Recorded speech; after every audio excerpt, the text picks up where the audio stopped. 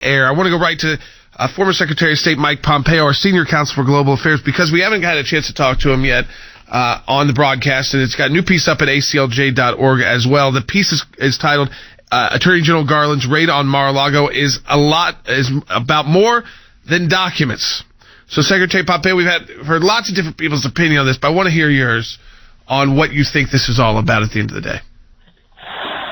Well, Jordan, thanks for giving me the chance to walk everyone through this.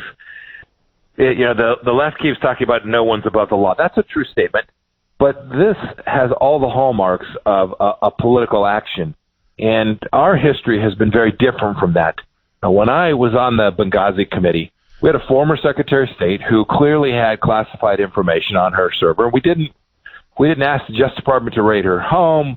We didn't send agents in to seize it. We began a conversation about how to make sure we protected the information and delivered against the constitutional processes that we all know. There's been none of that. And Jordan, this all too comes across a backdrop, and this is why this is bigger than about any one individual, including even President Trump. We've watched Peter Strzok. We watched him go after with the Russia hoax. We watched former Director Comey and former Deputy Director McCabe. We know they lied.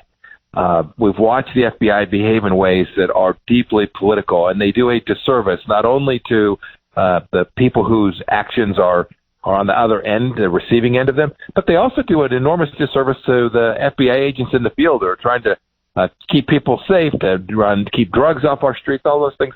This is when the political leadership of the FBI behaves in ways that are inconsistent with our constitutional foundation.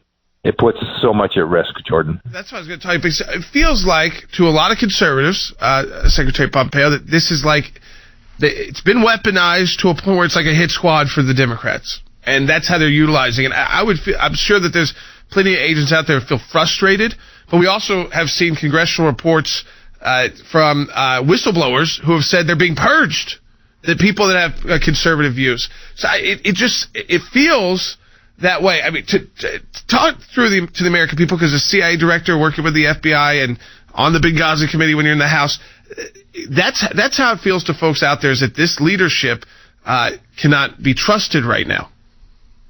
Well, so Director Comey was the director of the FBI when I became CIA director, so he was in office. I watched what he did in the opening month with the Russia report that they did.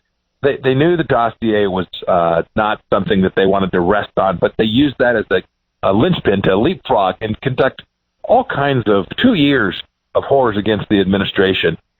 This is your point's exactly right. There are rank and file members of the FBI who I know are frustrated, who see this leadership behaving in ways that are inconsistent with their value set of just the facts, just the law, and it puts enormous risk to our country to have its federal law enforcement agency faking data that goes to the FISA team, an important process that FISA process. Right? We saw this when they began to use the IRS in ways that are political. This is Merrick Garland, the Attorney General, has given the American people no reason to believe that he is running a straight-up organization. He ought to go out and speak to the American people about why he did what he did and lay out his case for why it was so important, so urgent, that they had to go bust into the former president's home and raid these documents. I was going to ask you about that, because as being the former director of the CIA, this classified document, is there some risk to America with the paper that's out there? Would that usually take 2 years to figure out? It doesn't seem so. All the things indicate, right? I've actually read, I don't know this, that they actually received permission to conduct the search on a Thursday or Friday and didn't do the raid for another 72 hours. Okay, explain that. I'm open to hearing a rational explanation for this, but there has been none. And against the backdrop of all that has been done, all of the misstatements, all the lies, all the improper use of these law enforcement tools, of intelligence collection tools by political leadership, starting back with Clapper and Brennan and Comey, Attorney General Garland is not going to get the benefit of the doubt on this. He needs to explain to the American people what was so darn urgent, what presented national security risk, that they had to do something that's never been done before. Use the FBI against the former president of the United States and invade his place of residence. Yeah, but they wanted to take their weekend still. They still wanted their Saturday and Sunday which is it's just very bizarre. Every national security attorney's weighed in on this from DOJ or former DOJs. So, if you got that search warrant, someone like this kind of profile, they don't even have an example to use because this is unprecedented. You execute it immediately, because if you believe that this is a threat to our national security, you don't wait the weekend. You don't hold on to the weekend, and you go. So again, none of it, and it's not like they've tried to put out, as you said, Secretary Pompeo, they have not tried to put out an explanation. They have not tried to say, this is why we had to wait 72 hours. That's not there's no legal requirement for that. You get the search warrant, you can execute it, but that is not what they decided to do, which again, it just makes people think this is not on the up and up.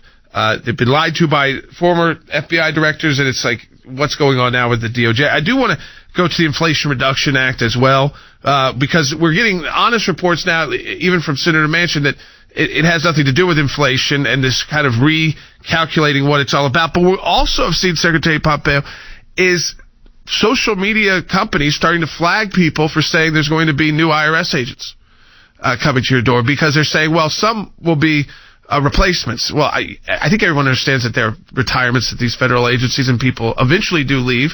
But ultimately here, you've been through it with the targeting, and we've been through it with the targeting of Tea Party groups. How big of a risk do you think it is that when they go increase in size to 80,000+ new agents, and they're recruiting them right from college campuses as we speak, and they've given them the job of finding new money? Two things we know for sure. The first is that 87,000 new agents are what is authorized, and there'll be some retired. They'll replace that one too. The chance that they're actually going to avoid small businesses and people making less than $400,000 still achieve the outcome that they said they were going to achieve is as fraudulent as the title of the legislation saying it was actually going to reduce inflation. Second, we've lost such confidence in the capacity of the Internal Revenue Service to do its job. This is what the ACLJ just did such great work on, right? With Lois Lerner chasing her down and proving to the American people that she was behaving in ways that were deeply inconsistent with just making sure that everybody who paid taxes, didn't matter if you were a liberal conservative. No, she used it to weaponize the IRS against conservatives. If you're going to double the size of the IRS, 87,000 new IRS agents, it seems like the American people know that this will end up hurting small businesses and ordinary families, and may well end up as a political tool. There's no need for it. It was a poor decision, and I so regret that we didn't have a 51st senator to prevent this from happening. Yeah, but that's all I would have taken. But it's, I think, important in the midterms, and we know, seeing the polling, is that if you tell people Inflation Reduction Act, and that's where they take it, they think that's wonderful because it sounds nice. But if you actually tell them what's in it, especially on the IRS provision, it becomes very unpopular with likely voters, not just Republican voters, voters on both sides of the aisle who don't trust these institutions or just don't like the idea that that's what they're going to be paying for with their taxpayer dollars. Do want to get to some foreign policy just for a minute here, because we saw more news on the U.S. and Taiwan starting formal talks on an economic and trade initiative. Chinese Communist Party, they're already voiced their opposition to it. The Biden administration has been tough. Sometimes it's hot, sometimes they're cold when it comes to Taiwan. What is your kind of take on this, the economic news? We also saw some more military action by the Chinese Communist Party.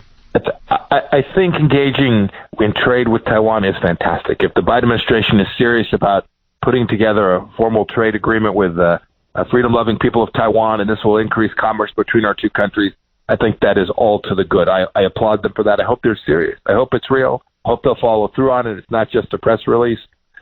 No one can argue with the fact that the people of Taiwan deserve to have the capacity to trade and engage in commerce with whoever they want. That'll make Americans wealthier. It'll make the people of Taiwan wealthier. And the Western world, those of us who love freedom, will be more secure as well. Secretary Pompeo, as always, we appreciate you joining the broadcast.